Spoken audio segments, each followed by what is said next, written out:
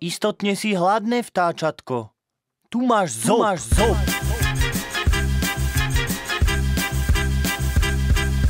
Jeseň je tá doba, keď vtáčkom zoba treba, tylíny, slaninky či loja.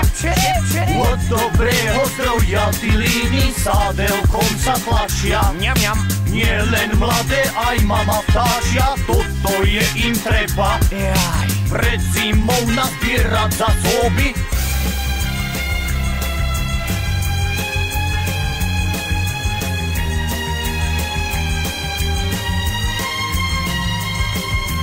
Keď som bol v Nemecku, hast du Feuer? Videl som tam ženu na Ečku, mala vtáčie handry.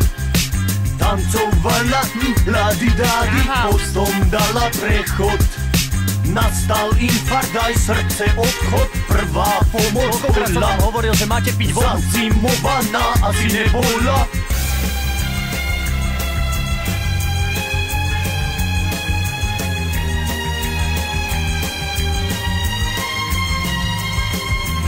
Bože, kto mi s odpoveďou pomôže? Kaštány či chleba? Neviem, čo jeleňovi do krmela treba. Posadzím tam slamu v maštáli, čo tam mám pošťanú, nech sa s ňou zadusí. Ten jeleň so zazimovaním potom problém mať nemusí.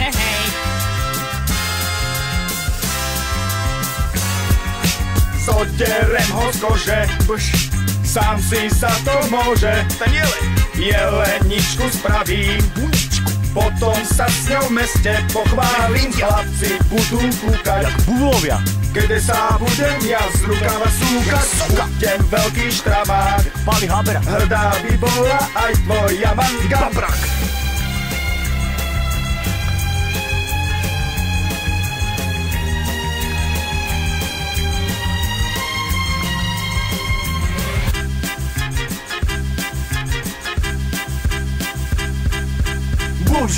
Bože, kto úbohým vtáčkom pomôže? So mnou môžu rátať, aj s pejuzom. Od hladu už v živote nebudú krákať, však nejsme hyeny.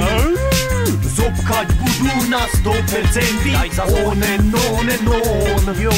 Zobanie to the break of dawn. Týmto by sme chceli vyzvať celú slovenskú mládež, aby sa starali o svoje lokálne vtáčky, pretože kurence sa vám odvďačia na jar veselým štebotom. Poď.